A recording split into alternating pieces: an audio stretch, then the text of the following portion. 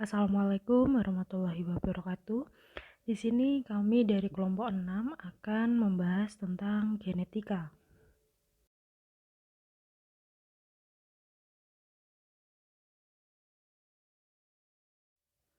Dengan anggota 1 Sarlifindi Salsabila dengan NIM K711950, 2 Cynthia Mernasari dengan NIM K711954, yang ketiga Siti Aminah Nurhidayah dengan NIM K711955, dan keempat Tri Cahyaning Tias dengan NIM K711928, yang kelima Yogi Bagus Dwi Cahyono dengan NIM K711981, yang keenam Yustri Apri Margarini dengan NIM K711986, dan yang terakhir adalah Zulfajiha Handifa dengan NIM K711990. Di sini kita akan membahas yang pertama, kasus perebutan anak dan hubungan dengan tes PCR. Yang kedua, perbedaan tes antibodi dan antigen. Yang ketiga, persilangan 3 sifat beda tanaman kapri. Yang keempat, penyakit hemofili pada peta silsilah kerajaan Inggris.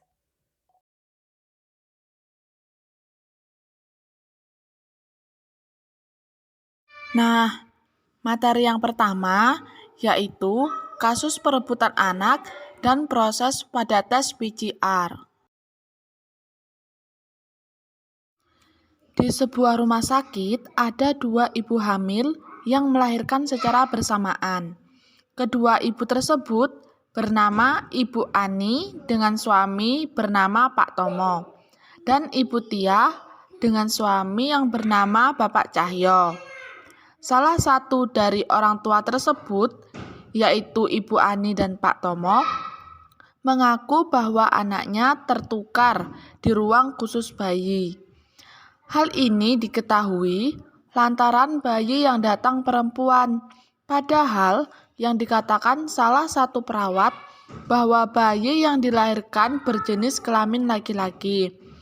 Lalu, bagaimana mengetahui kebenaran atas orang tua bayi tersebut? Diketahui orang tua pertama yaitu Ibu Tia dengan golongan darah B, Bapak Cahyo dengan golongan darah O. Dan orang tua yang kedua yaitu Ibu Ani golongan darah A dan Bapak Tomo bergolongan darah AB. Diketahui juga bayi laki-laki yang dilahirkan memiliki golongan darah A dan bayi perempuan yang dilahirkan memiliki golongan darah O.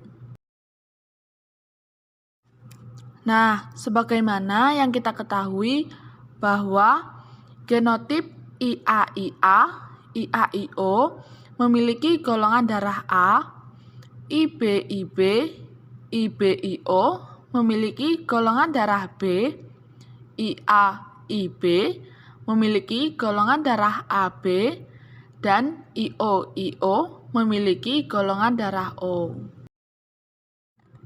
Nah, selanjutnya yaitu pembahasan. Yang pertama, pembahasan dari pasangan Bapak Cahyo dan Ibu Tia. Diketahui P1-nya IBIO dan IOIO, genotipnya IBIO dan IOIO. F1-nya yaitu IBIO dengan golongan darah B, IOIO dengan golongan darah O, IBIO dengan golongan darah B, dan IOIO dengan golongan darah O. Jadi, kemungkinan anak dari Pak Cahyo dan Ibu Tia bergolongan darah B berkisar 50% dan O berkisar 50%. Selanjutnya dari pasangan Bapak Tomo dan Ibu Ani, P1-nya IAIA dan IAIB, genotipnya IAIA dan IAIB, diperoleh F1 IAIA dengan golongan darah A, IAIA dengan golongan darah A, IAIB dengan golongan darah AB, IAIB dengan golongan darah AB.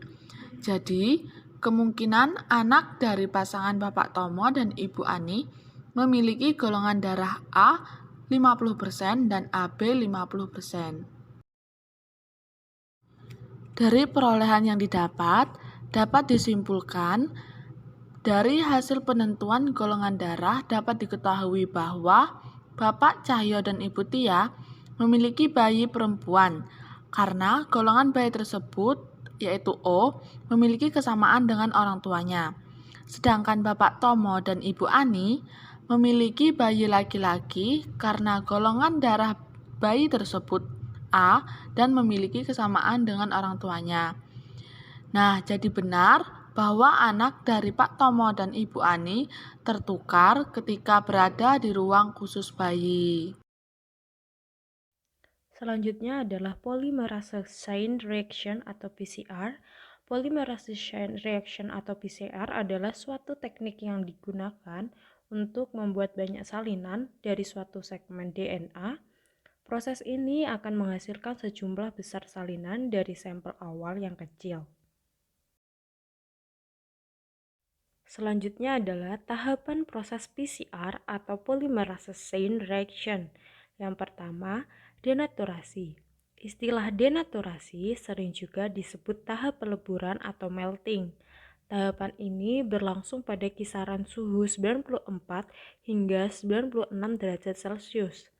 Pada tahap ini, ikatan hidrogen DNA akan terputus dan DNA menjadi berberkas tunggal. Umumnya, tahapan ini dilakukan agak lama untuk memastikan semua berkas DNA terpisah. Pemisahan ini menyebabkan DNA tidak stabil dan siap menjadi template atau patokan bagi primer untuk menempel. Yang kedua adalah annealing. Tahap annealing atau penempelan berada setelah proses denaturasi. Primer menempel pada bagian DNA template yang komplementer urutan bahasanya. Tahap ini dilakukan pada suhu sekitar 45 hingga 60 derajat Celcius. Penempelan ini bersifat spesifik. Suhu yang tidak sesuai menyebabkan gagalnya penempelan primer atau primer menempel di sembarang tempat. Durasi tahap ini 1 sampai 2 menit. Tahapan proses PCR yang ketiga yaitu elongasi. Elongasi atau pemanjangan atau dikenal juga dengan istilah extension. Suhu untuk proses ini tergantung dari jenis DNA polimerase yang digunakan. Dengan teks polimerase, biasanya suhu berada di kisaran 76 derajat Celcius. Proses ini terjadi setelah tahap annealing atau penempelan. Keuntungan tes PCR. Yang pertama, mendeteksi dan mengidentifikasi mikroorganisme secara cepat. Yang kedua, analisis cepat genom individu untuk mempelajari populasi. Yang ketiga, mendeteksi dan menganalisis kejadian langka yang ada pada fraksi sel. Yang keempat, menduga kualitas air melalui deteksi virus, bakteri, dan parasit patogen.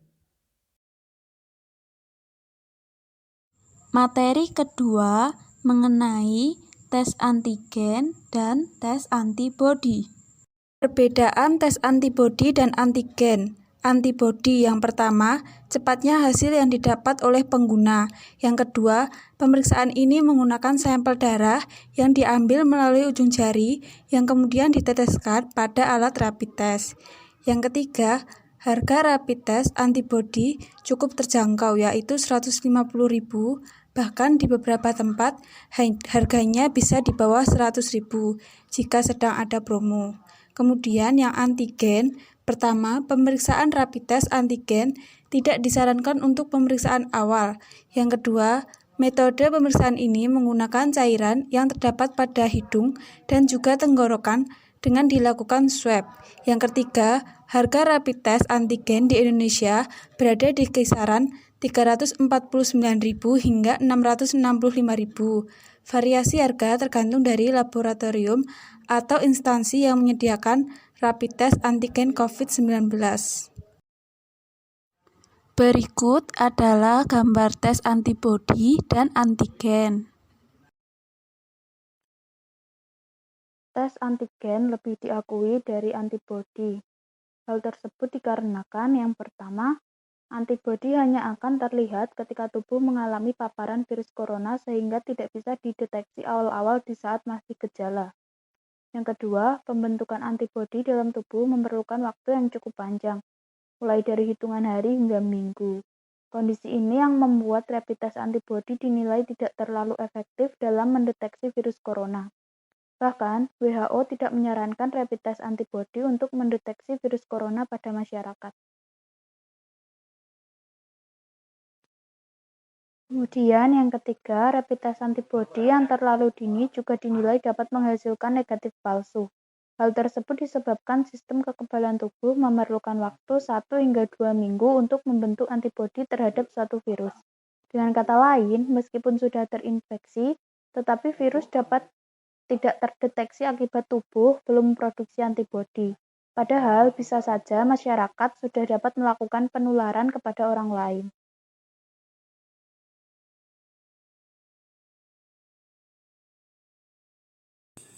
Baik, pembahasan yang ketiga yaitu persilangan 3 sifat beda tanaman kapri. Persilangan 3 sifat ataupun trihibrid adalah persilangan antara dua individu dengan 3 sifat beda ataupun 3 pasang gen. Persilangan tanaman kapri dengan sifat beda yaitu batang tinggi, biji bulat, dan biji warna kuning dengan batang pendek, biji keriput, dan warna hijau. Keturunan F1 yang dihasilkan adalah P1, T besar, T besar, K besar, K besar, B besar, B besar, dengan T kecil, T kecil, K kecil, K kecil, dan B kecil, B kecil. Fenotip, tinggi, kuning, bulat, dengan pendek, keriput hijau. Gamet, T besar, K besar, B besar, dengan T kecil, K kecil, B kecil. Top 1, T besar, T kecil, K besar, K kecil, B besar, B kecil, yaitu tinggi, kuning, bulat.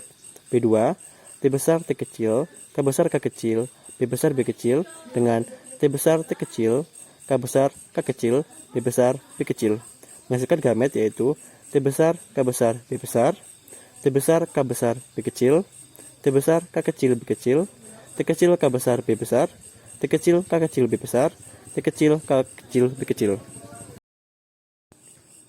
Baik, persilangan 3 sifat beda tanaman kapri menghasilkan F2 seperti pada gambar yang telah tertera pada PPT tersebut.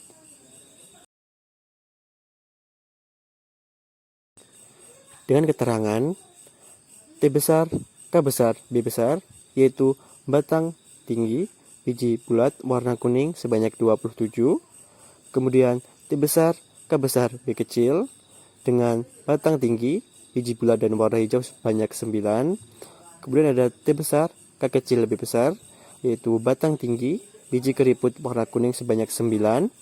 Ada juga T kecil, K besar, B besar, yaitu batang pendek, biji bulat dan juga warna kuning sebanyak 9. Ada juga T besar, K kecil, B kecil, yaitu batang tinggi, biji keriput warna hijau sebanyak 3.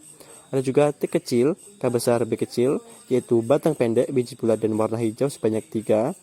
Ada juga T kecil, K kecil, B besar, yaitu batang pendek, biji keriput dan juga warna kuning sebanyak 3.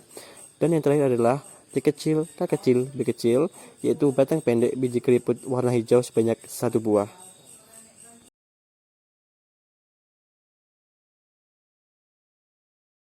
Oke, selanjutnya tentang hemofilia.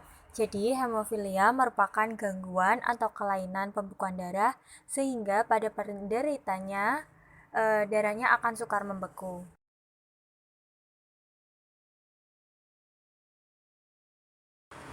Nah, hemofili ini terpaut pada kromosom X dengan alel H besar artinya normal dan H kecil artinya hemofilia.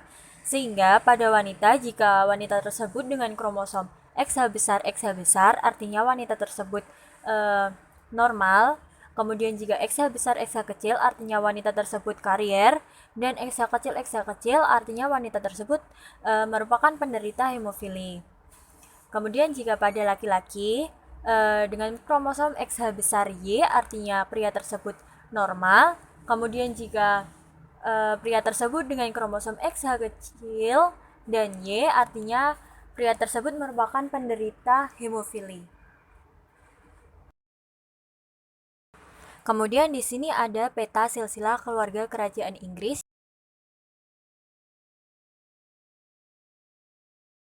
Nah, perkawinannya yang diawali oleh Queen Victoria dan Albert dengan Queen Victoria yaitu wanita karier dan Albert merupakan pria normal. Kemudian Queen Victoria ini karena wanita karier sehingga kromosomnya didapat XH besar dan Albert yaitu pria normal sehingga kromosomnya XH besar Y.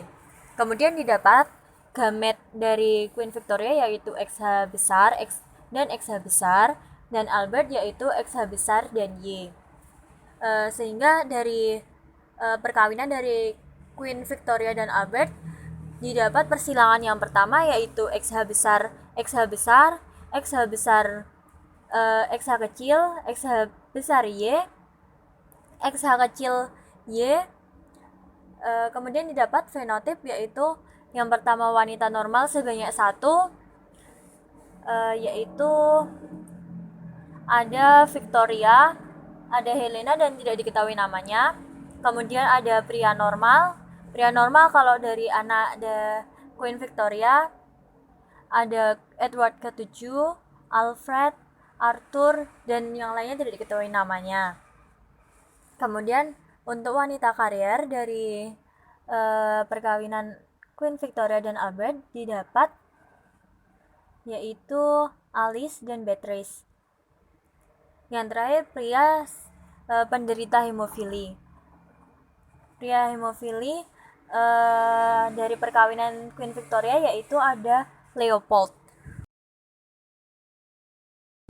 Kemudian selanjutnya yaitu perkawinan antara wanita normal dengan Edward ke-7. Edward ke-7 merupakan anak dari Queen Victoria dan Albert. Wanita normal ini dilambangkan dengan XH besar, dan Edward ke-7 ini dilambangkan dengan XH kecil Y.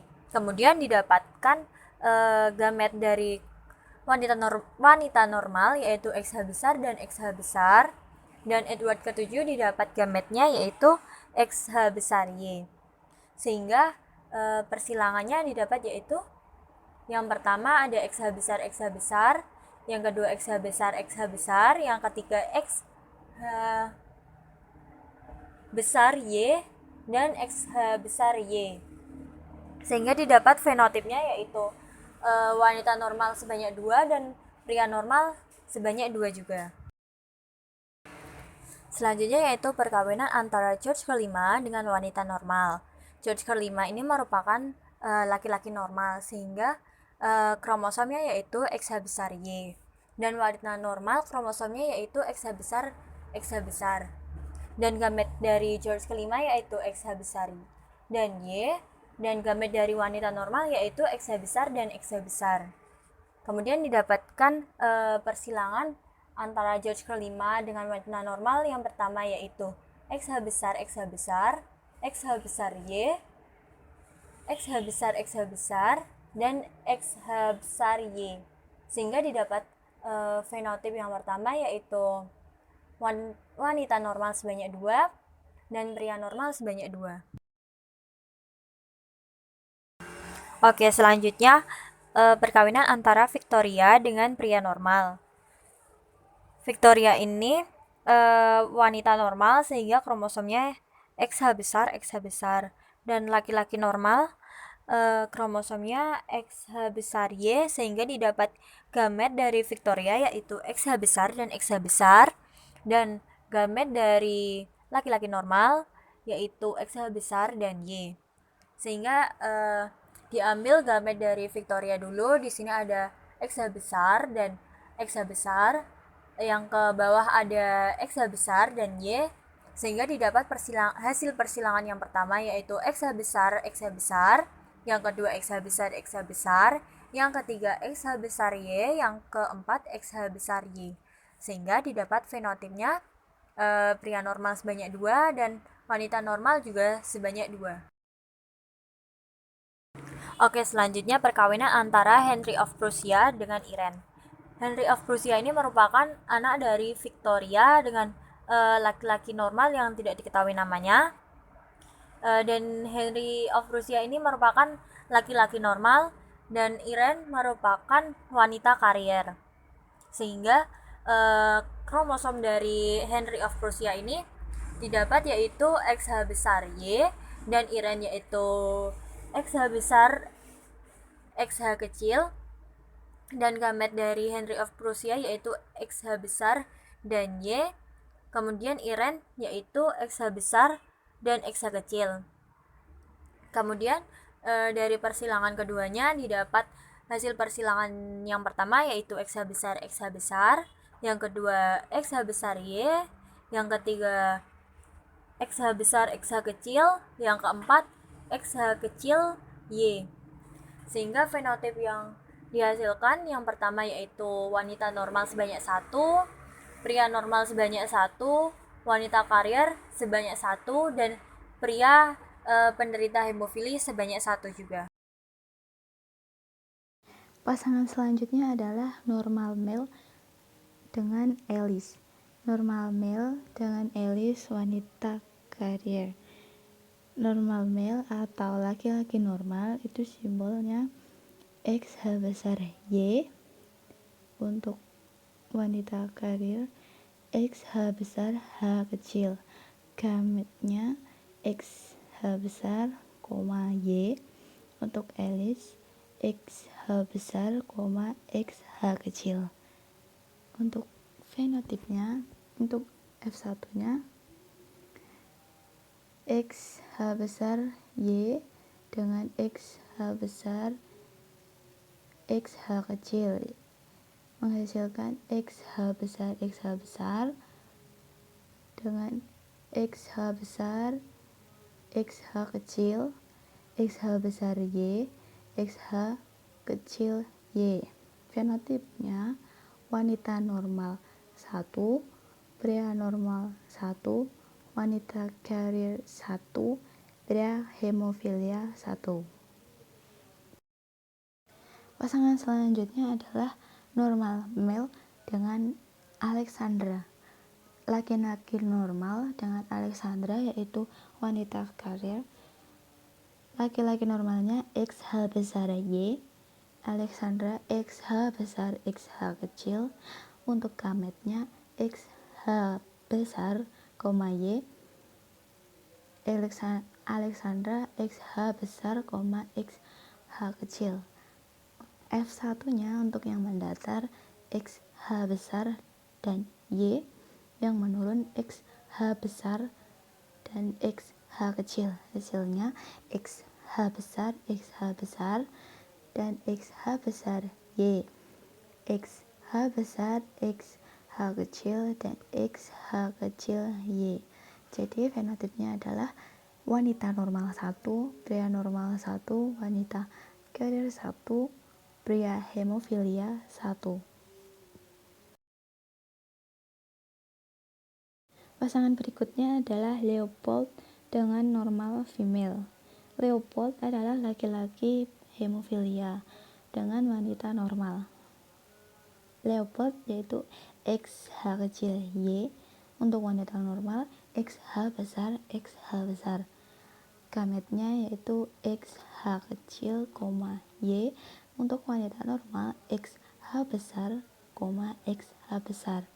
Untuk F1 nya yang mendatar XH kecil dan Y, yang menurun XH besar dan XH besar. Hasilnya XH besar XH kecil, XH besar Y, dan XH besar XH kecil, XH besar Y.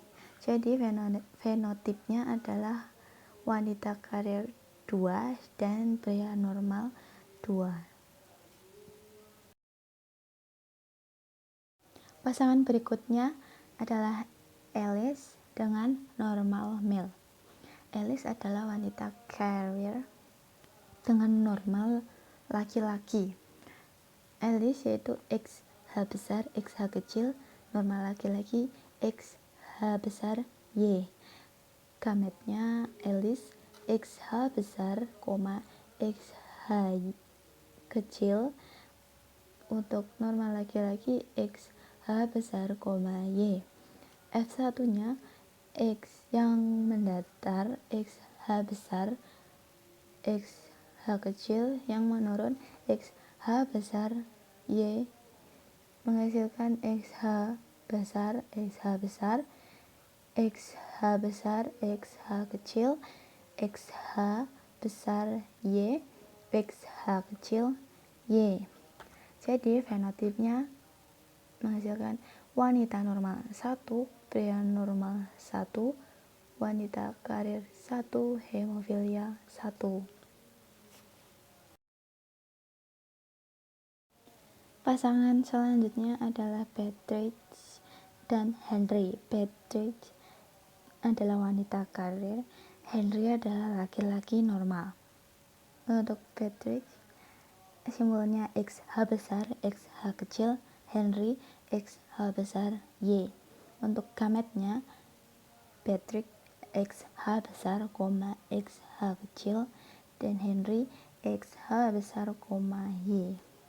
Untuk F1-nya yang mendatar XH besar dan XH kecil, yang menurun XH besar dengan Y.